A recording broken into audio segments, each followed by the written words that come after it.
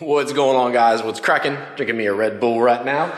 Working on the wife's car, doing some more plastic restoration. I'm getting down to the nitty gritty here, guys. This is insane. So I've got our old engine sitting here because I think I'm going to take the transmission off and then find a way to store this properly because I don't want to get rid of it because I think I'm going to use this for a build one day.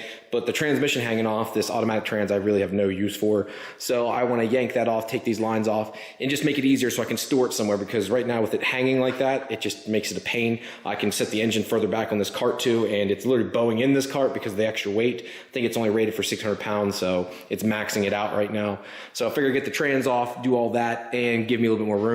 Trying to make a little bit better area over here, trying to figure out this hose reel situation. I have zip ties holding it on. Trying to make me like a little weld area here, get a chop saw and stuff. So just kind of working on that, but if you see here, this is all that's left, like the interior plastics, all the new stuff's in. There's very little, this is all clearing out. There's very little stuff, the stuff that is in there, there's little baggies.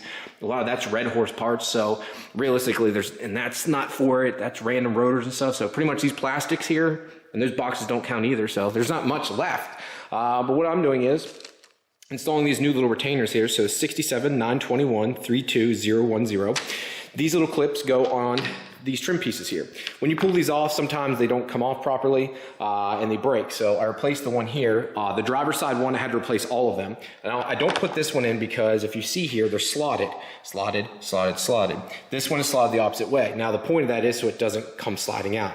Well, instead of breaking these, what I do is I take this one out. So if I do need to remove this to get to anything, or if I want to clean it or get under there, I can just literally slide this out. These clips will stay in the body, but the clips will slide out of this plastic retainer. So it allows me to like do like that and it pops out. Again, that's the part number you need for those. I bought them directly from Toyota. This one has a little bit of marking on it. This is the passenger side one. The driver's side one is literally mint. And actually mine are really bad in my car. So I'm surprised that hers are so nice. And I thought there were some breaking parts here, some stuff that was broke, but that's actually factory. It has these little notches in it. And I guess that's for water draining is only thing I could think of, water getting back in there, and it's an area for it to drain out of slowly. Again, that's the only thing I could possibly think of. So yeah, let's go ahead and snap that on. All right, guys, so this is what it'll look like when it's all installed then. Again, these are pretty simple, right? You just literally click them in. So there's just, I think it's a total of 6 drilled holes here, or sorry, 5. And then you just literally press this in. Yes, it does take some force, so you can hear some pop, pop, pop, pop. Only thing that always bugged me here, that literally just sits on top of the metal like that. So John did wrap this here. You can see the line for this. Unfortunately, to try and get this all one piece would not be just easy. It wouldn't be perfect. Here's one thing you want to see, some imperfection here. There was some seatbelt marks here. They didn't fill this in enough when they painted it. Again, that was my fault because I said I would do most of the body work and I should have done my due diligence. But you see one spot here where I wish I would have took more time and I didn't. But John wrapped all this here, so when the wife's getting in and out, her shoes, because let's be honest, her and it's gonna be kicking this like crazy. So he went ahead and wrapped this area too. Plus with this, it should keep it from the paint, anything getting damaged here. But these come in handy. Hopefully she doesn't drag her feet because these things are nice. I mean, mine are all scuffed up in my car. I bought it that way. So I like this. And I went ahead and put in this seal too. So this is a factory seal that goes in here. It literally just slides in. There's a metal ridge here. You just keep clicking it in. The one on the driver's or the passenger side is just completely, you can see this one's starting to wear some here. If I look here, you see it's starting to show some wear. Nothing crazy, but it's starting to show its wear. So eventually this is going to need replaced too. I just don't want to do it yet because, well, it's costly. It's just not cheap to do. So I'm going to wait. And I'll replace that down the road because this one seal, this one piece is like $120, which is nuts. So it goes from there up to here. Now, I think why is because it actually has a metal, there's like a metal ridging in it, or because the reason I'm replacing that one is it must have got ripped and like it's rusting. So there's a metal like, I guess, support piece the whole way through this. So that might be why. All right, guys, so now I'm installing the mirrors. I've already got one on, and here's the other one. When I do these, I take them fully apart. So they have these little legs inside of them, this little rubber gasket that go in the bottom. The reason for that is so when they paint, they get a nice clean edge for the paint, and it just makes it a little bit easier on them. So yeah, what you need to do here is put these legs back in, put the rubber gasket on, and then it's just 2 10mm nuts that actually hold your mirror on. Yeah, that's it. These they're a large washer on them, but that's it. And obviously the force that they're seeing with wind and stuff, it actually surprises me. So yeah, I'll show you guys what it should look like when it's all said and done. But again, you got 2 here, and then you got this plug you want to make sure is done because these are electronically controlled mirrors.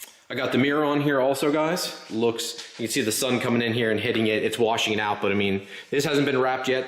This is the only mirror. The other one's been wrapped. This one hasn't. Dirt on this thing from sitting out here. I need to probably put a car cover on this thing. Once we finish wrapping it and I get a few more things done, get the interior in, I'm probably gonna put something over top of this. I need to get something to keep dirt and grime getting all over this. You can see it's just getting crusty from sitting out here, which I don't like. Even though I keep the garage doors down, it is winter, I don't want it to get messed up. I know it's wrapped, it's me being anal retentive, and I'd like to keep it as nice as I possibly can. I went ahead and got all the trim onto. I think I showed you guys this a little bit before, but all the trim is on. Again, I just use Sam Black. Nothing crazy. And then I used all new hardware. See if you guys can even see that under there. Used all new hardware. I got that from a website called autofasteners.net or .zone, I'm sorry, autofasteners.zone. Way cheaper than Toyota, so if you guys want to save yourself a bunch of money, not a sponsored thing or whatever, but it saved me so much money versus like trying to use the actual Toyota ones, which I had been doing for years, and I'm not doing that anymore. They sell all the plastic clips down to like, you literally type in the Toyota part number, and it'll give you the specific like screw bolt or the plastic clip you need, and they'll send you 25 instead of 5. For the same cost, so it's well worth it. Well, all right, Peckerwood, let's go ahead and do this then. I really gotta stop. All right, I'm done. Door seals. So these are truly door seals, not door sills, door seals. So instead of waiting till the end, let's go ahead and show you the part numbers now, because I'll forget if I don't do it now. So, really, Ryan, come on, there's both of them. So there is 2 door seals. There's the right one, so 67861 14310. And I get, what's it says, F front rear? Are they supposed to say FR? Did I get 2? No, they're 2 different part numbers. So 67862 14310. All right, so they are the right ones. One obviously goes on one side. They're molded to fit the door. So again, there's that one. Take a screenshot or do whatever you need to do. And then there's that one. Take a screenshot, save it, do whatever you need to do. I'm not gonna read the number out again. So I'm gonna go ahead and take these out and install them on the car. I'll show you how they go in. They literally already have, well, let me pull it out of the wrapping so you can see it better. My hands are all greasy from touching. They're oiled down from the factory, which is good. They should be that way to keep it from drying out. But brand new, you can see they're already molded in.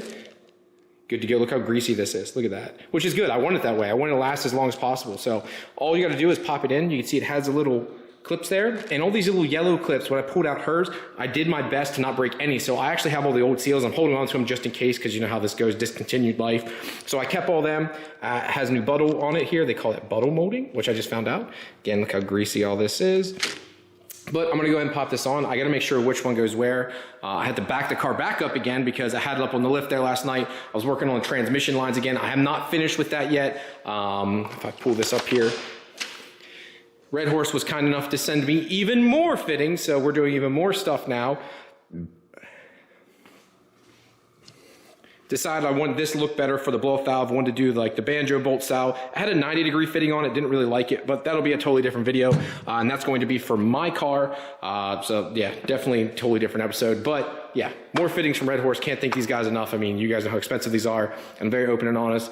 They sponsor the channel. They take care of me. If I didn't have people like this wouldn't be happening. I can't afford to do it all. Just can't. So thank you very much, Red Horse. You're the bomb. Keystone, keep doing you. Seals, go in the car. And this is what it'll look like when it's all popped in, guys. It's still greasy here. I didn't want to take any of the grease off, but it literally has these little push pins here, and then it has little clips that go into the body, and you just keep pushing them in. And I just wanted to replace this just because, I don't know, I just saw them and I was like, might as well get this nice and new one here. Now these I actually reused. These are the original ones, and I just cleaned all the overspray off from when the cars were painted back in the day. But that's it, like nothing crazy. I do need to put all the other stuff in. Now, one thing I will say, I shouldn't have put these on yet because I don't have this trim on yet. So this one's still loose. I did click on that one back there, but this one's still loose because you need to get to these bolts here. And if you click this on, you have to pop it back off anyways. And I don't want to break the clips or take any chances. So I left that one loose. This one I'm gonna have to try and pop out because you can see back in there is where the bolt is for the trim. So yeah, and again, I've got this one snapped in. Again, I am waiting for this rubber piece on this side. Again, this gives you a better view of the metal ridge that rubber then rests in. I've got the carpet clips in now. So we are getting there, guys. We are definitely making some progress. You can see that the glass is in the car too from the clip of this, but that's another video that'll be coming out here. So yeah, I'm not sure what the order is. Sorry, guys. I'm definitely rushed. I got a bunch of projects going on all at the same time, so this is making life very hard. I'm trying to do as much as I can, as fast as I can. So sorry if these videos are a little sporadic. I'm really trying my best here. I have to use the old steering wheel till her new fancy one comes. I can't wait till you guys see that too. It's going to be sick. It's cool seeing the headliner and stuff in it now. It looks like a car again. I'm pretty freaking pumped. Sorry guys, this is a short one here. Yes, I have my earbuds in right now. I'm actually listening to the music, but thank you guys very much for tuning in. This is a short video here today. I got some more coming with Colton's car coming up here. You guys can see me post about it if you follow me on Instagram. I've got a couple other things I need to do here. Finish up my car. I just sent off the piping to Brad Decker to get powder coated, so that should be back and done. And then I actually might have a build series for that now, but I gotta wait till Colton's car's out and just kind of focus back on my car solely again. It makes it hard when I got too many other projects going. I do this all the time. I'm like, oh yeah, I can do all this. And I need to really start focusing and be like, all right, do this, do this, do this. I have a horrible habit of doing this. It's not a good habit at all either. So I digress, guys. Thank you very much for tuning in today, and I'll talk to you later. Peace.